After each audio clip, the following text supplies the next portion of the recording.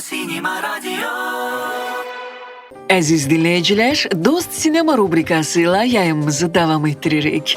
Qonağımız Azərbaycan Respublikası Kino Agentliyinin baş direktoru Rəşad Əzizovdur. Sinema Radionun rəhbəri Kamran Qasımov Rəşad Əzizovdan müsahibə alıb. Dinləyək. Bəli, əziz dinləyicilər, Yaqut xanım müvəqqəti olaraq estafeti mənə ötürüb və Rəşad Əzizov, Azərbaycan Respublikası Kino Agentliyi, Azərbaycan Respublikası Mədəniyyət Nazirliyinin tabeliyində fəaliyyət göstərən Kino Agentliyinin baş direktoru qonağımızdır. Rəşad müəllim, xoş gəlmisiniz, amma yorğun görünürsünüz nəsə. 10 günlük marafon artıq bitib. Amma real olaraq yəni bu hadisəyə biz bir yarım il hazırlaşırdıq. Yəni fərqli sürətlə. Yəni çünki ən ilkin ümumiyyətlə bu fikrin formalaşması ötən ildə baş verdi. Artıq planlamada, büdcənin proqnozlaşmasında və s. Amma aktiv faza artıq aprel, may ayından dəvətlər və s. məsələlər icrada idi.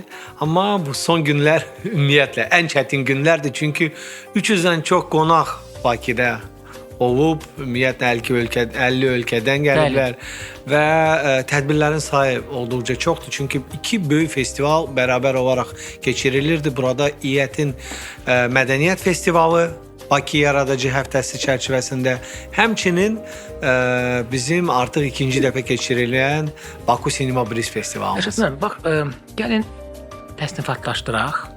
Çünki mən sizə bir söz deyim və əziz dinləyicilər, izləyicilərimiz, siz də istəyərdik ki, buna fokuslanasınız. Sosial şəbəkələrin gündəmi və kontenti dəyişdi.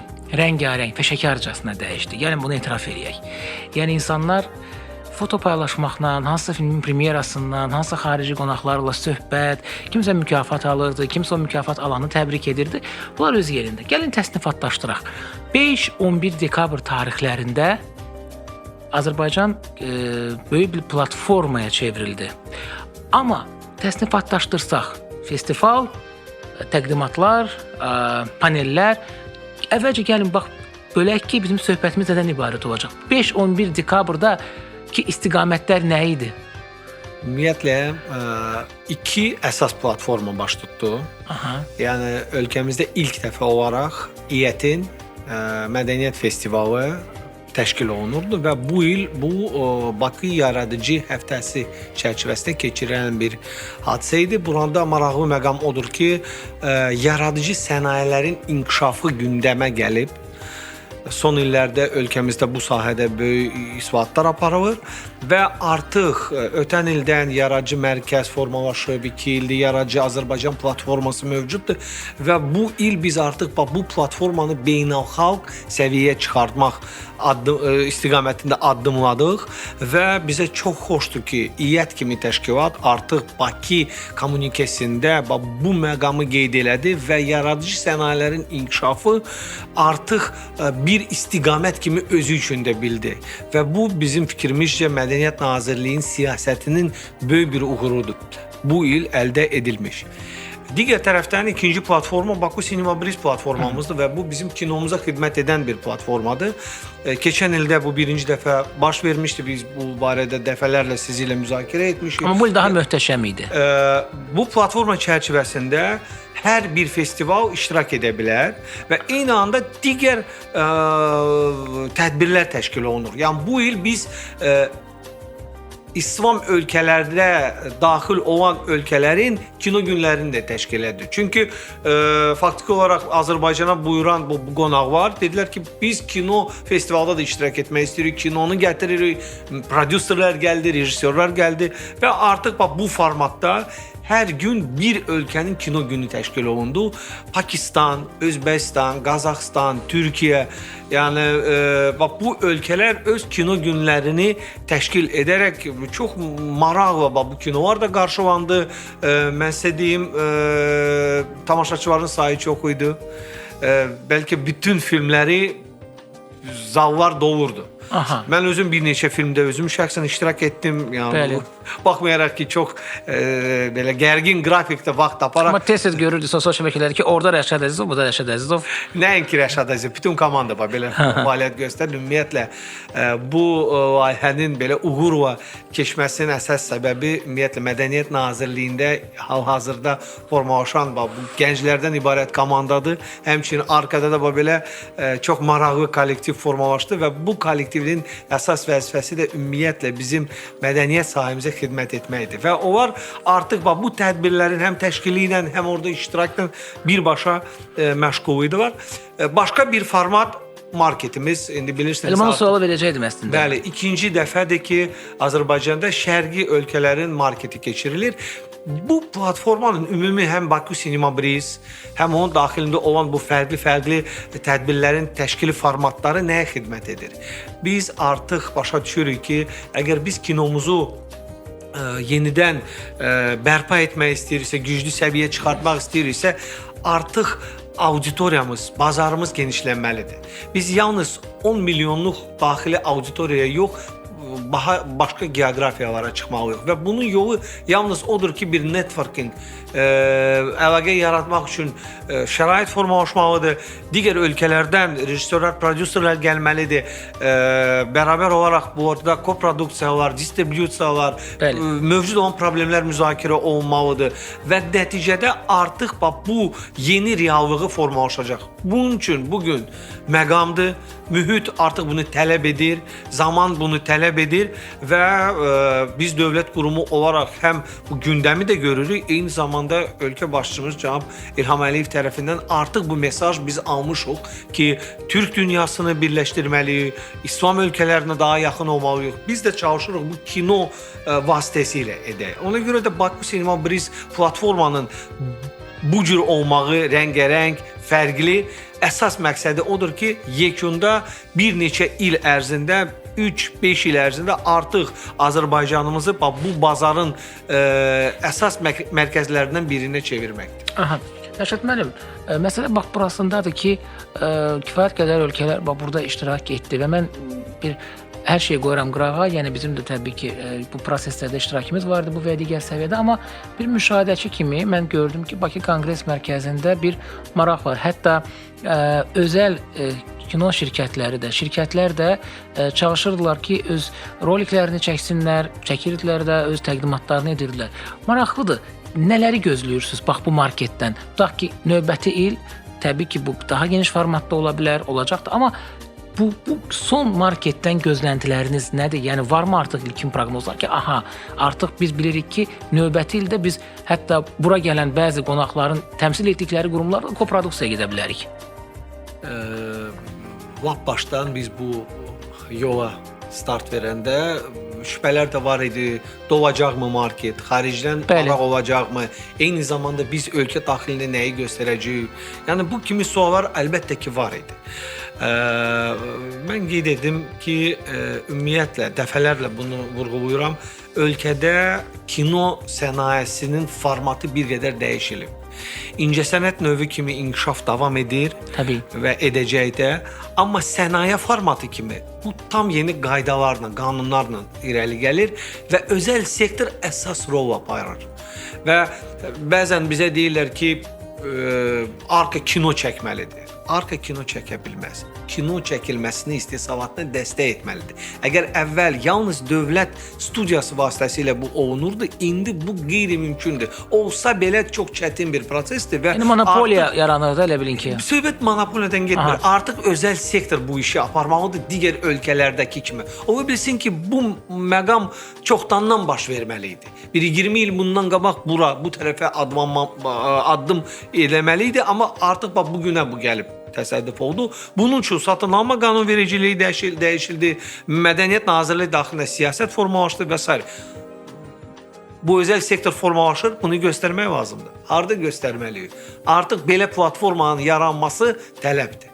Və bu tələbata cavab olaraq o market evanı olduğu halda hal-hazırda Arka ilə birgə istehsalla məşğul olan şirkətlər hamısı çox və məmnun oldular ki, burada olsunlar, öz stendlərin təşkil eləsinlər və s. Çünki onlar da göstərmək istədilər ki, biz artıq varıq. Yəni artıq biz istehsalçıyıq. Hətta bəziləri yer qalmadı, amma yenə də onlar fərqli formatda iştirak etdilər. Kimsə indi öz filmini göstərdi. Nizami Kinoteatrında və yaxud Park Sinema Mastercard şəbəkəsində. Amma artıq hamı iştirak etdi. İkinci sual nə üçün iştirak etdi və burada qeyd olunmalıdır ki, xarici ölkələrin marağı da çox idi. Arab Cinema Center, Özbəkistan, Türkiyə, Pakistan, yəni Gürcüstan, bir çox ölkələrin pavilyonları quruldu və onların hətta kino agentliklərin rəhbərləri burada idi. Bəli, yəni onlar artıq növbəti illərdə koproduksiya sazişlərinin əldə olunması, eyni zamanda indi hansı imkanlar Azərbaycan daxilində var, onunla tanış olmamağı üçün gəlmişdilər. Siz bilirsiniz, biz bu il qəbul olunmuş Cash Rebate məqamı da film komissiyanın inkişafını artıq özümüz üçün bir prioritet kimi görürük. O da vurğulandı yeri gəlmişkən, bəli. Çox şirkət gəlib ki, yəni biz Azərbaycanda film çəkmək istəyirik. Artıq indi festival bitib, bəziləri lokasiya seçimi ilə məşğuldular. Yəni mən tam əminəm ki, yalnız bu BCB-nin nəticəsi etibarilə bir 3-4 layihə gələn il Azərbaycanda çəkiləcək. Və bu proses davam etdirilməlidir. Mən bir haşiyəyə çıxım. Biz çox vaxt şikayət edirdik ki, Azərbaycanda prodüser institutu yetişmir. Belə bir fikir yaranır. Əgər bugün Arka bir fond olaraq, bir əsas maliyyələşdirici dövlət təsisatı olaraq özəl şirkətlərlə əməkdaşlığını həyata keçirirsə, onlara sifarişlər verir, daha doğrusu müsabiqə əsasında təbii. O zaman bu prodüser institutunun yaranmasına, yəni artıq gətirib çıxara bilər. Burada artıq söhbətin o institusional tərəflərindən gedir vəziyyət. Yəni rastmı bu fikirlə? Artıq 2 il mən tam əminliklə deyə bilərəm ki, prodüser təsisatı nəinki var, güclənir gündən günə. Amma bu yol davam etdirilməlidir. Yəni bir mənalı olaraq. Yəni biz bunu etiraf etməliyik ki, biz hələ ki yolunun bəlkə başlanğıcındayıq. Yəni hələ böyük uzun yol bizi gözləyir. Burada çətinliklər də olacaq. Çünki yeni qaydalar, yeni mexanizmlər, yeni sərt şərtlər və s. Yəni hər şey də belə də rahat getmir. Yəni ona görə də bu qədər bəzən tənqid olur, sosial şəbəkələrdə paylaşımlar var və s. Bu təbiidir. Çünki heç vaxt hamını razı etmək mümkün deyil. Mümkün deyil. Amma biz görməliyik ki, nə qədər razı insan var. Yəni onu da ölçməliyik və onu ölçməyə bacarmalıyıq. Çünki bu razı olan insanlar artıq nəticə verməklə məşğuldular. Bunlar artıq filmləri istehsal edirlər. Amma filmin istehsalı yalnız yolun yarısıdır. Biz sonradan bu filmlərin satışı ilə məşğul olmalıyıq, yayımı ilə məşğul olmalıyıq, festival həyatı ilə məşğul olmalıyıq və hər filmin öz istehsaldan sonra olan həyatı da artıq başqa bir hekayədir. Onu artıq planlaşdırmaq lazımdır və buna da resurs lazımdır. Ən azı vaxt və insan resursu lazımdır. Yəni burada başqa sual odur ki, biz daha da zənginləşdirməliyik hal-hazırda bu işlə məşğul olan qurumları, ilk növbədə Arkanı. Rəşad müəllim, mən bir şey deyim. Yadımdadır ki, hələ bu yaradıcı sənayələr sahəsinə rəhbərlik edəndə bir hesabat hazırlanmışdı və o vaxt Sinema Radioda, Spor Radioda danışmısınız, səhv eləmirəmsə. O hesabat çox mükəmməl hazırlanmışdı və elə bir ki, o bazarı bu proses başlanmazdan qabaq öyrənmişdilər siz və sizin o mütəxəssislər. Orada diaqramlar var idi, son illərdə film istehsalının faizləri var idi və düşünürsünüzmü ki, yəni artıq o hesabatla son 3 ildən sonra baş verən bu hadisələr, yəni növbətilik götürsək, bir irəliləyiş artıq müşahidə olunmaqdadır. Yəni qarşıya məqsədlər qoyulmuşdu. Mənim yadımdadır, bir söhbət eləyəndə bu var idi. Yaradıcı sənayelərdə bu artıq yaradıcı həftədən danışırıq həm də ona görə. Sübut olunmuş bir faktdır. Çünki indi bu il 2 may tarixində Nazirlər Kabinetinin qərarı ilə ölkədə yaradıcı sənayelerin təsnifatlaşması qəbul olundu və artıq bizim real alətimiz var əlimizdə ki, biz statistikaya uyğun olaraq hər şeyi ölçək. Təbii. Əgər əvvəllər Mədəniyyət Nazirliyinin sahəsində olan ümumdaxili pay daha çox büdcədən olan xərclərlə ölçülürdü. İndi artıq biz mədəni yaradıcı sənayelerin ümumdaxili məhsulda payını ölçə bilirik və ötən ildə artıq bu 0,81% idi. Ondan qabaqdakı 23-cü ildə isə 0,72. Yəni görürsünüz, addım-addım irələnmə var. Yəni ən azı 10%-ə yaxın irəliləyiş olur hər il və bu ildə gözləntilər var ki, bu irəliləyişlər olacaq. Gözləyirik statistikanın nəticələrin. Hətta belə bir məqamı qeyd edeyim, indi hər il biznes subyektlərinin sayı artır. Təbii. Və artıq bu ilin cəmi 10 ayında biz 4% yarım artım var bu sahədə. Yəni biznes subyektlərinin sayında, kommersiya təşkilatlarının. Yəni bu odur ki, artıq bütün rəqəmlər, göstəricilər artırmaqdadır və burada böyük potensial var. Hələ qeyd olunmalıdır ki, yaradıcı sənayilər sayəsində kölgədə olan bir qismi iqtisadiyyatımız mövcuddur və burada da imkan var ki, onu artıq ağardaq. Və burada qeyd edeyim ki, kino sahəsində bu baş verir. Dövlət dəstəyi vasitəsilə o yeni şəffaf mexanizmlərin formalaşması, artıq hər şey nəzarət altında olduğu üçün, çünki indi kino istehsalçı ilə bərabər olaraq arkada digər dövlət qurumlarının qarşısında maliyyə hesabatlığı aparmalıdır. Bu da bir qədər sərtləşdirir prosesi. Sadəcə biz çalışırıq ki, istehsalçı ilə birgə sürətli bunu keçək. Amma yəni artıq bax bu mexanizmlər göstərir ki, nə qədər yeni iş yerləri formalaşır, nə qədər yeni biznes subyekt formalaşır yalnız kino sahəsində. Kino sahənin inkişafı üçün artıq sistemləşmə lazımdır.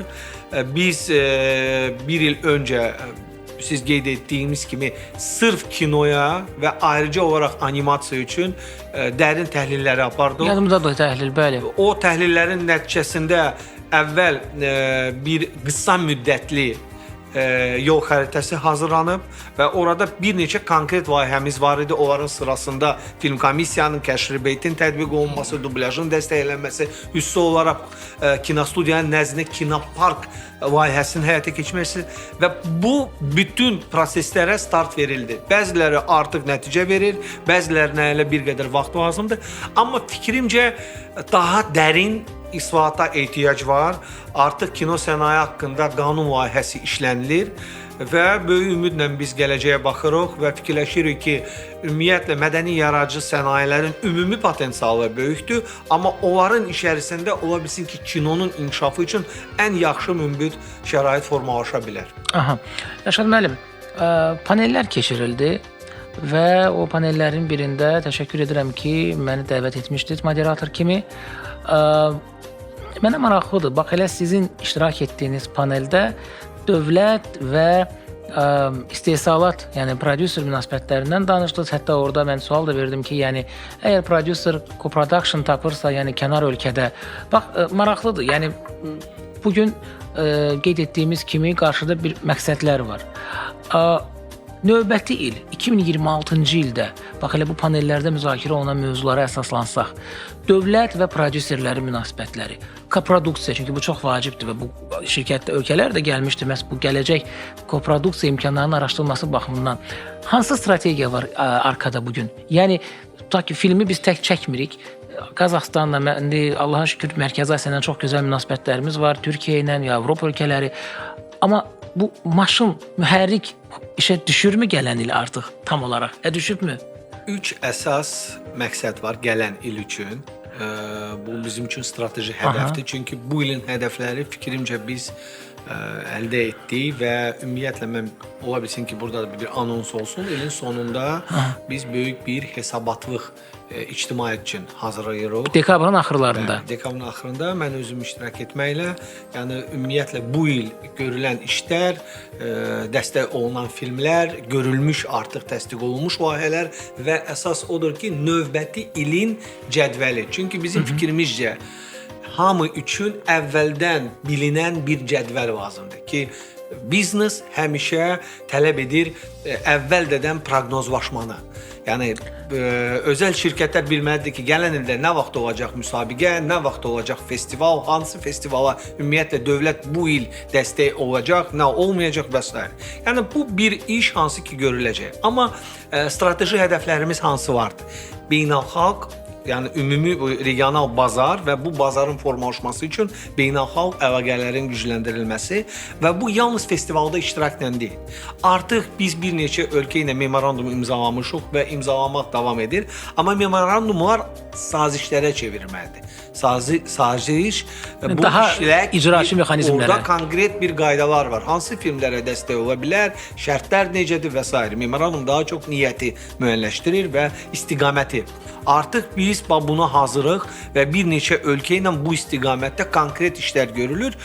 Anons olaraq qeyd eləyə bilərəm, burada Özbəkistan var, Qazaxstan var və s. Siz qeyd etdiyimiz Mərkəzi Asiya, çünki bizim üçün C5+1 plus 1 bu geosiyasi bir reallıq bizim üçün maraqlıdır. Türk dünyası, yəni bunlar əsas prioritetlərdir və burada həm koproduksiya, həm distribusiya, həmçinin distribusiyanı dəstəkləmək üçün dublyajın dəstəklənməsi. Çünki festival filmi subtitrlə göstərilə bilər. Yəni burada əlaqələr formalaşa bilər. Amma böyük auditoriyaya çıxmaq üçün mütləq şəkildə dublyaj lazımdır. Yəni müvafiq kommersiya filmləri üçün bəli vacibdir. Bu birinci istiqamət bizim üçün, hansı ki biz yəni istiqamətləndirir hal-hazırda. İkinci, ölkə daxilində dövlət kino müəssisələrinin dəstəklənməsi. Burada iki dövlət müəssisələri bizim üçün olduqca vacibdir. Burada artıq Nizami Kino Mərkəzin məhz bu mərkəz kimi fəaliyyətin gücləndirilməsi, onun infrastrukturanın gücləndirilməsi məsələsi var. Maraqlısı odur ki, yəni baxmayaraq ki, bunun üçün bir hüquqi çərçivə var, yenə də burada bəzi suallar olduğu üçün nəsə istədiyimiz kimi baş vermir. Məsələn, nə? Zaman daha çox. Yenə də satın alma prosedurları var. Qanunvericilik. Burada mən belə bir məqam deyim. Bu təbiidir. Buradakı olan məsələ təbiidir. Bu kino istehsalatda olan proses tam başqa problemdir. Burada real olan bir məqamdır. Avadanlıq ən azı alınmalıdır və bu alınma prosesi ən azı bir neçə ay çəkir. Bəzən tez alınır, bəzən yox. Amma əsas odur ki, bunun üçün bu hədəflənib, resurs ayrılıb və bu proses baş verəcək. Digər tərəfdən avadanlıqla iş qurtarmır. İctimaiyyət, cəmiyə özü Nizami Kino Mərkəzi mərkəz kimi qəbul edirmi? Özü gəlirmi? Artıq mərtəbə orada infrastrukturanın yenilənməsi prosesi gedir və biz çox istəyirik ki, bu məkan insanlarla da olsun, kinoya aid olan cəmiyə ilə də olsun və bunun üçün layihələr keçirilməlidir, kinolar göstərilməlidir, maraqlı workshoplar olmalıdır. Workshoplar olmalıdır və bu məsələdə biz tam açıq əməkdaşlığa yanaşmamla yalnız gözləmək ki, arka bunu edəcək, bu düz yanaşma deyil. Təşəbbüs irəli sürün, arka dəstəkləyəcək bunu və birgə onu edək. Yəni hər şeyi arka edə bilməz. Bizdə cəmi misal üçün 30 nəfər işçi var. Amma sizi ilə birgə fərqli oyunçular var. Ekosistemin oyunçuları ilə birgə biz artıq hazırıq. Və burada maraqlı layihələr ola bilər, təqdimatlar ola bilər, trening, təhsil, tədris xarakterli olan layihələr keçirilə bilər və s. İkinci məsələ kinostudiya. Kinostudiya artıq bir ekosistemə formalaşmış bir kino parkına çevirməlidir və biz əgər dövlət istehsalatdan biz keçmişik özəl sektorun istehsalatına, biz indi təşviq edirik ki, özəl sektor gəlsin və oturuşsun məhz kinostudiyanın nəzdində və bunun üçün müvafiq şəraitlər formalaşır. Əlbəttə, şərait çox vacibdir çünki. Bugünkü vəziyyətlə mümkün deyil təbii, biraz çətindir. Burada mən sizlə razıyam bu məqamda, amma onun da razı olmalıyıq ki, bu birdən-birə olmayıb. Yəni 10 illərlə formalaşan bir mühitdir indi orada və hal-hazırda bizi tənqid edən adamların səbəbindən bu formalaşıb bəzən. Yəni ən azı işi görməməzlikdən. Amma hal-hazırda mühit onu deyir ki, hamımız birləşməliyik. Yəni siz onu elə qəbul eləmisiniz, belə deyim. Məcburuduz, yəni çünki başqa çarə yoxdur. Hal-hazırda biz qabağa baxmalıyıq, geriyə yox. İndi imkan var və biz hazırıq. Hər bir kəslə kim istəyir Azərbaycan Film, Cəfər Cəvarov adına Azərbaycan Film Kinostudiyanı yaxşı etmək, birgə layihələri keçirmək. Artıq belə insanlar var, belə layihələr var, belə şirkətlər var. Rezidentlərin sayı, yəni rezident olmaq şirkətlərin sayı gündən-günə artır. Yəni və biz tam əminik ki, çox qısa müddətdə artıq bu proses canlanacaq və addım-addım, mərhələli şəkildə biz o əvvəlki kimi bir ildə bir neçə tam metrajlı filmin istehsalatını görəcəyik Azərbaycan filmdə və digər layihələri. Sadəcə buna zaman lazımdır. Üçüncü və axırıncı belə vacib məqam, hansı ki mən qeyd etmək istəyirəm ki, islahatlar davam etdirilməlidir. Hətta arkanın daxilində mexanizmlər formalaşmalıdır. İndi müsabiqələr keçirilir, amma hər bir keçirilən müsabiqə bizim üçün göstərir ki, bəzi şeylər dəyişilməlidir. O bilsin ki, seçim meyarı biraz fərqlənə bilər. O bilsin ki, seçim komissiyası təzələnə bilər. Tənqidlər olurdu, bəli, seçim komissiyasında individual şəkildə. Belədir ki, və biz onu daxildə müzakirə edirik. Misal üçün, bədii şura yenilənə bilər. Yəni çünki seçilmiş filmlərin mahiyyəti artıq o seçimə bağlıdır və seçim bir qədər subyektiv xarakter daşıyır. İstər-istəməz bir dövr bu seçimlər hansısa bir ekspertlərə bağlı olub. Amma zaman tələb edir ki, yeni subyektiv meyarlara əsaslanaraq yeni məzmunlar ortaya gəlsin və bu dəyişikliklər imkan verməyəcək ki, bizdə monopoliya formalaşsın. Hər dəfə yeni fikirlər üçün yer olacaq.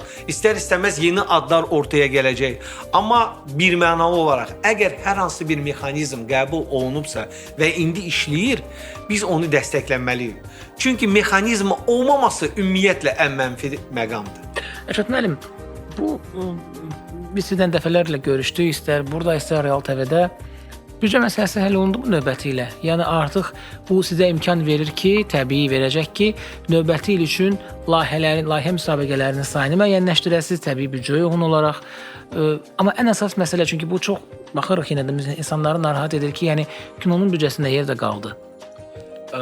Bir məna olaraq qeyd edim ki, dövlət dəstəyi davam etdirilir və etdiriləcək. Bəli, mən bax buradan üzr istəyirəm. Demək istəyirəm ki, Rəşad Əzizov bildirdi ki, dövlət dəstəyi 2026-da davam etdiriləcək. Bir mənalı olaraq. Yəni narahat olmayın. Amma eyni zamanda kino agentliyi üçün də bu bir çağırışdır. Bəli. Çünki yəni ölkə daxilində maliyyə sistemində yəni, bir qaydalar var, prosedurlar var. Artıq ona tam şəkildə biz ya kino istehsalatını uyğunlaşdırmalıyıq, ya da qanunvericiliyi dəyişməliyik. Bunun başqa variantı yoxdur. Yəni üçüncü yol ola bilməz və hər iki istiqamətdə işlər aparılır. Hansı daha prioritetdir bu dəqiqə sizin üçün ki, yəni növbəti il deyir qaçanı qovarlar, belə bir söz var. Hal-hazırda bizim işimiz nəyə bənzərdir. Gedən maşını motorunu dəyişmək. Yəni orada biz nəyisə dəyişdirib düzəltmək istəyirəm, amma maşını dayandırmaq olmaz. Yəni bu proses buna bənzərdir. Amma misal üçün də bizim bəzi gözləntilərimiz ilin sonunda idi. Biz gözləyirik ki, bəzi filmlər artıq bu dekabrda təhvil veriləcək. Amma yaradıcı prosesdir. Nəsə yanvara ötürülə bilər, nəsə martda ötürülə bilər. Amma biz ümumi nəticələrdən razıyıq. Bu ilin sonunda qədər artıq bizdə bir neçə tam metrajlı film təhvil verilib. Növbəti ildə ümumiyyətlə gözləntilərimiz çox pis və ya proqnozlarımız çox optimistikdir. Yəni, ən azı 6 böyük tam metrajlı filmin ən azı deyirəm, təqdimatı gözlənilir burada. Həm 44 filmi, həm Borc filmi, həm Molla Nəsrəddin filmi, Akinak. Yəni filmlərin sayı çoxdur. və hər biri bir-birindən fərqli, rəngarəng, fərqli rejissorlar, fərqli şirkətlər. Bu da öz növbəsində yəni tam bizə əminlik verir və inan verir ki, kinomuz bərpa olunur. İstehsalat bərpa olunub. Sadəcə biz daha çox çalışmalıyıq ki, bu bütün proseslər ümumi bir uğur olsun. Biz çalışmalıyıq bir-birimizin yanımızda olsun. Çünki hər birinin öhdəliyinə düşən vəzifə bütün prosesini tamamlayır. Arka öz işini görür, daha çox dövlət tərəfindən çərçivəni formalaşdırır. Zərurət olanda digər dövlət qurumları ilə ünsiyyət yaradaraq kinomuza ayrılan resursları və eyni zamanda zəruri hüquqi aktların qəbul olması ilə məşğul olmalıdır. Daxildə tənzimləməni həyata keçirməlidir. Böyük və orta şirkətlər artıq istehsalat etdiyi zaman öz infrastrukturasını gücləndirməlidir. Ümumiyyətlə proseslərdə iştirak edən yaradıcı insanın rifahlarını yaxşılaşdırmalıdır, vəziyyətlərini yaxşılaşdırmalıdır. Eyni anda yeni studiyaların formalaşması da artıq təşviq olunur və bu bütün təşəbbüslər yəni bir vahid məqsədə xidmət etməlidir. Bizim kinomuzun inkişaf etdirilməsinə. Yəni 2026-cı il belə aydın olur ki, premyeralar demək ili kimi yadda qalacaq kinomuzda. İnşallah. Rəşad müəllim, və son olaraq bir sual da vermək istəyirəm. Bu bir qədər individual da ola bilər, amma ümumiyyətlə, yəni bütün bu deyilənlər, bütün danışdıqlarınız, istər bugün söhbət etdiklərimiz, istər bundan öncə belə bir artıq fikir formalaşdırır ki, Azərbaycan Respublikası Kino Agentliyinin əsas məqsədi təbii ki, top menecer olmaqdır. Yəni ki, Azərbaycan kinosunda dövlətlə istehsalat prosesini əlaqələndirən top menecer institutunu formalaşdırmaqdır. Bu, yəni ki, bu belə bir nəticəyə gəlmək olar bu qənaətdə. Bu Əlbəttə ki, yəni idarə etmə. Çünki faktiki olaraq Cənab Prezidentin sərəncamı və bizim nizamnaməmiz təsdiq olundu və bu vəzifələr orada açıq, aydın əks olunur. Nələrlə biz məşğul olmalıyıq, hansı hüquqlarımız mövcuddur və burada ümumiyyətlə dövlət kino müəssisələrinin idarə edilməsidir, eyni zamanda bu sahədə tənzimləməni həyata keçirilməsidir və dövlət resursların ayrılmasıdır. Amma eyni zamanda buna da bu nəzarət etmək lazımdır. Nəzərə alaq ki, Arkanın cəmi 1 il yarım real yaşı var. Çünki 23-cü ilin ikinci rübündən fəaliyyətə başlanmış bir qurumdur. Amma mənim fikrimcə artıq böyük bir yol keçirilib, aparılıb, aparılan işlər də yəni göz qabağındadır. Amma biz bu yolun başlanğıcındayıq. Biz hələ çox iş görməliyik, inkişaf etdirməyə hazırıq, düzəlməyə hazırıq. Deyir, səhv etmir, ancaq o adam bəy, o kəs kim heç nə etmir. Heç nə etmə, heç bir səhv etmə. Burada mən onu qeyd etmək istəyirəm ki, mövcud olan boşluqlar istər-istəməz də olacaq. Sadəcə bəzən zaman lazımdır. Çünki birdən-birə hamının maraqlarının, hamının ehtiyaclarını yetirmək mümkün deyil. Təbii, bu çox vacib məsələdir. Rəşad müəllim, təşəkkür edirik. Minnətdarıq studiyamıza gəldiyinizə görə və istər son bir həftənin hadisəsi olmuş beynəlxalq platforma haqqında geniş məlumat verdiyinizə görə, bizim filmimizə göstərdiyiniz diqqətə görə də minnətdarlığımızı bildiririk Arkaya ki, özəl şirkətin filmi də daxil olmuşdu. Bu əslində çox müsbət bir irəliləyişdir Azərbaycan kino idarə etməsində və əlbəttə ki, ən vacib məsələ hesabatı gözləyirik. Çünki o çox vacibdir və bu hesabat həm bu ilin, həm ötən dövrün, həm də növbəti ilin bir yol xəritəsinin cizgiləri kimi məncə meydana çıxacaq. Çox sağ olun dəvətə görə. Bizə həmişə xoşdur sizin studiyazda olmaq və fürsətdən istifadə edərək mən hamını, bütün kino cəmiyyətini daha aktiv olmağa dəvət edirəm. Növbəti ildə Bakı Sinema Brizdə də aktiv iştirak etsinlər. Eyni zamanda bütün kino tamaşaçılardan da dəvət edirəm daima Azərbaycan kinosunu izləsinlər. Bəli, əziz dinləyicilər, təşəkkür edirəm Rəşad müəllim. Bizim qonağımız Azərbaycan Respublikası Mədəniyyət Nazirliyi tabeliyində fəaliyyət göstərən Kino Agentliyinin baş direktoru Rəşad Əzizov idi. Yaqut, buyur, söz sizdə. Sinema Radio, Sinema Radio, Sinema Radio.